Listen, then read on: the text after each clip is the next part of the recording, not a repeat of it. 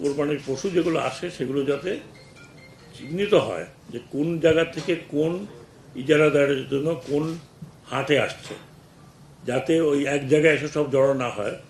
ওই এক জায়গায় জড়ো হলে তখন এটা একটা গণ্ডগোল লাগে। তো এটা ছিল একমাত্র অ্যাড এটার সাথে।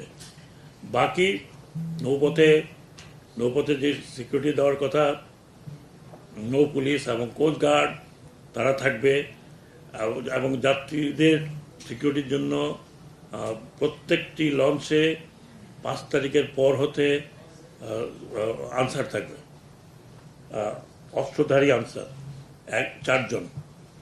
কাজী গতবার যেরকম ছিল ঠিক সেরকমই থাকবে। এবং এই বিষয়গুলোতে আমরা একটু স্ট্রেস দিয়েছি। নৌপথের নিরাপত্তার জন্য নৌ পুলিশকে বলা হয়েছে, জায়গা বলা হয়েছে কোন কোন জায়গায় বিশেষ করে থাকবে। বাল্কহেড যেটা আপনারা যেমন বালি ক্যারি করে, সেগুলোকে 5 তারিখ থেকে মানে ঈদের 3 দিন আগের থেকে ঈদের পরে 7 দিন ইনক্লুডিং ঈদ, এটা চলাচল করবে না, টোটালি বন্ধ। দিনেও না, রাতেও না। রাতে স্পিডবোটগুলো যেন চলাচল না করে সেই ইনস্ট্রাকশন দেওয়া হয়েছে।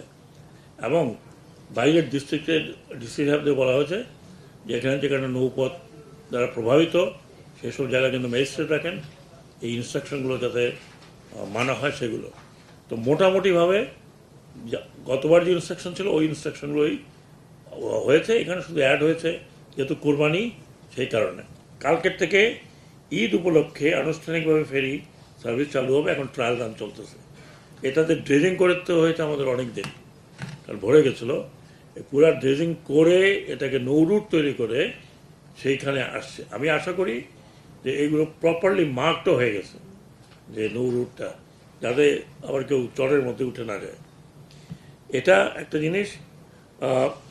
এবং বলা হয়েছে এখানে লঞ্চ মালিকদের প্রেসিডেন্টও আছেন যে বড় লঞ্চগুলো যাতে বুড়িগঙ্গাতে আসার সাথে সাথে একটু স্পিডটা কমায় ফেরার পথে, এবং ইভেন যাওয়ার পথেও এই রেসিংটা যেন না হয়।